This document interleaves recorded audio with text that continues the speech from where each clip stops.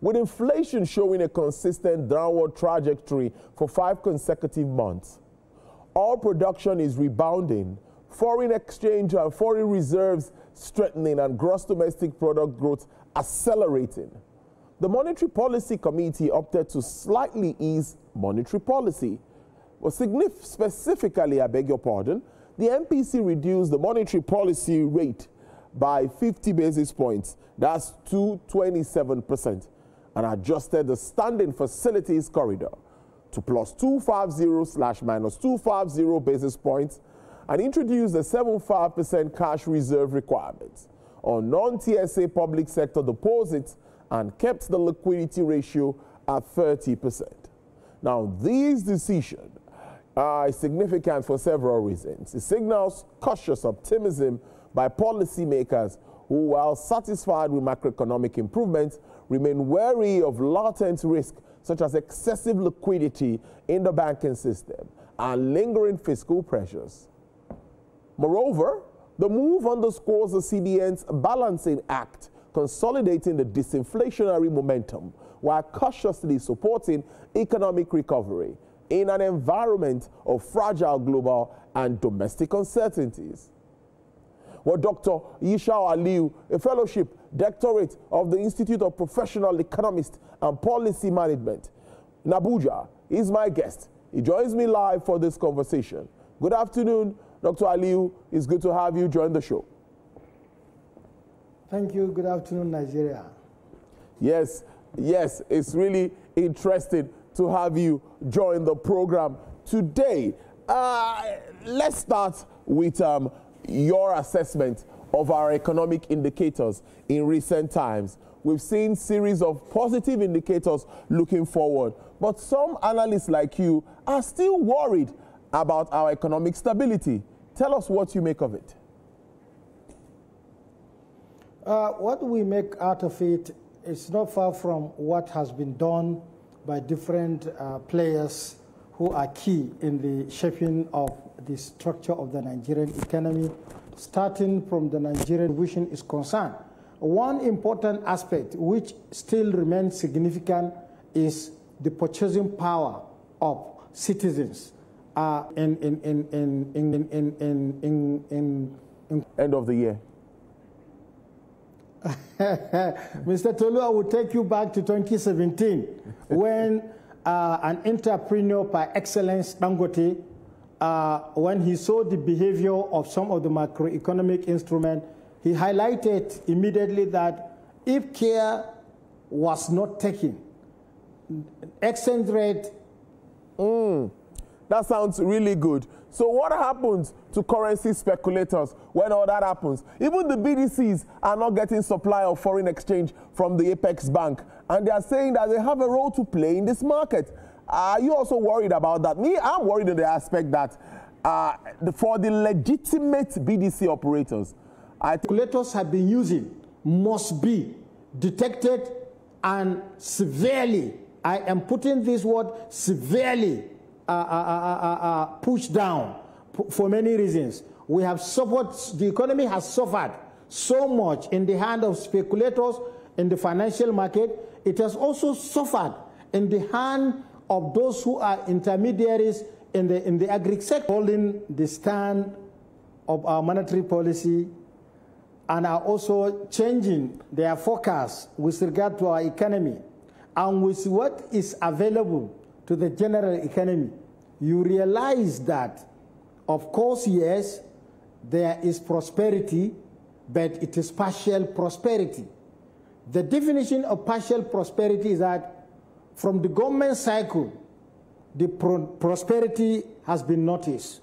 And since 2000, since year 2000, I can recall a former president was advocating for collective prosperity. And what collective prosperity is always stressing is where you have an improvement in the GDP, where you have positive economic development in all sectors of the economy. There is the necessity for the general players who are helping the GDP, that is the total number of economic activity by the citizen, they also have to share part of the prosperity. And the only way they can share that prosperity is when their income is taking them to a level at which they are becoming more convenient with the price regime at a particular period. The second thing is availability of the product and also the affordability of the product of each kind.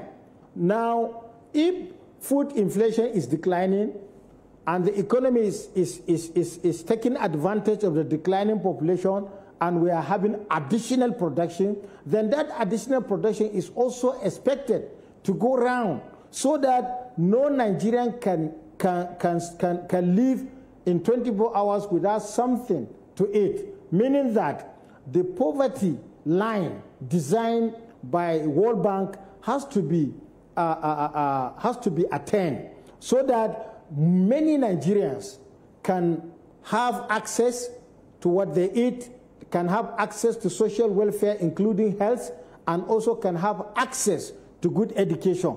These are the prosperity that we are expecting. The growth in our financial sector, the growth in our monetary sectors are gaining, can be transferred or translated. Now, what do you think will be the focus now at the next Monetary Policy Committee meeting? You know, we have a meeting in November. That will be the last for the year. I'm very concerned about what you think would, what will be with their concerns at that meeting, particularly with the geopolitical concerns that we grapple with.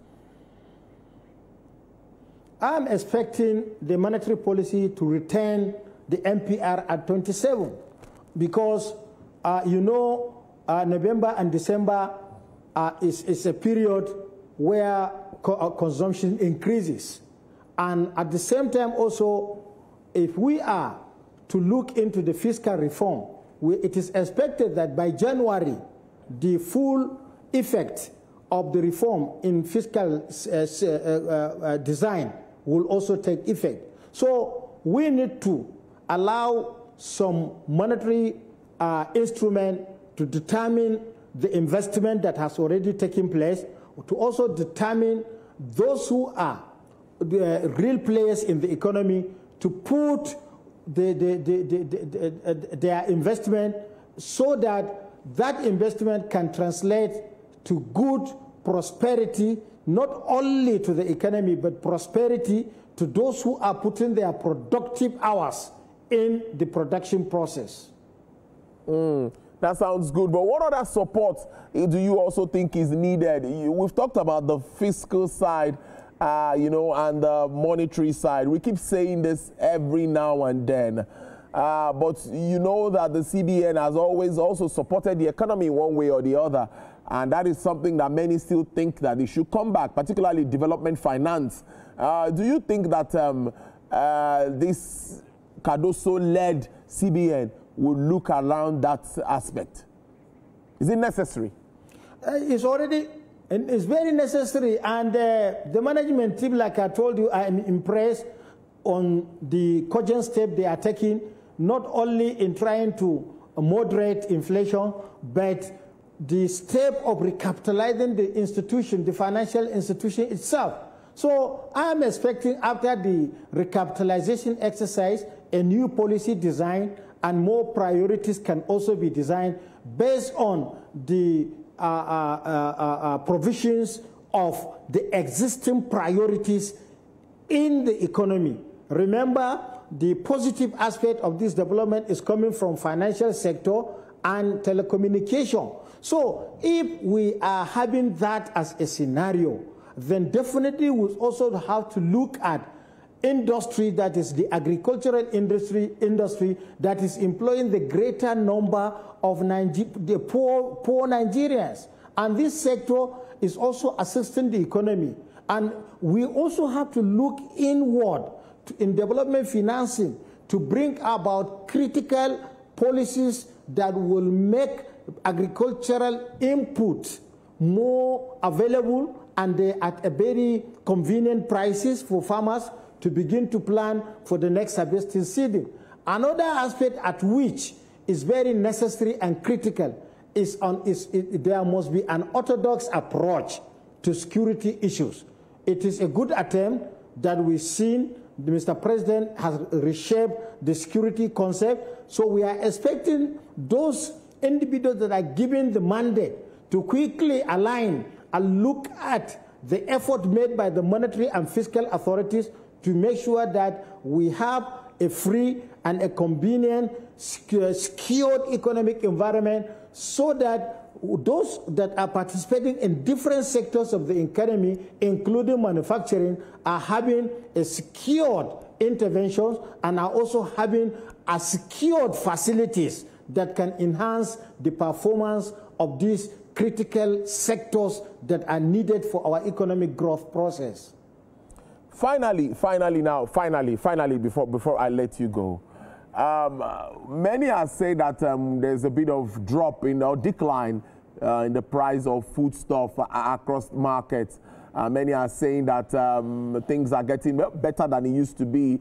But you know, I asked you a question that time that if you are to advise government on what would impact the man on the street, that will put food on the table of the man on the street, considering the fallout of the economic reforms, what would you advise? I will advise to give maximum security, because Nigerians are resilient people, and also to use all the development agencies to come and assist in production. And that production, like I told you, the agricultural sector must be safeguarded and must be assisted. And the only way you can do that, so as to have enough food in the market, so that we can have enough food at fair price, is by making sure that the input cost is seriously reduced. Because without reducing the input cost, then definitely whatever prosperity we are looking for general population, we cannot have it. And in addition to, I am calling the attention of the central bank to give more emphasis to microfinance. These microfinance are very serious instrument in shaping investment at a micro and medium level within the economy. Well, interesting stuff. I think it's a good way to leave it. I hope to have you again before the end of the year. Maybe we could do an overview as we project into the new year. Thank you so much, as always, Dr. Ishau Ali, who is a fellowship doctorate of the Institute of Professional Economists and Policy Management in Abuja. Do enjoy the rest of your day, and thank you so much for your time.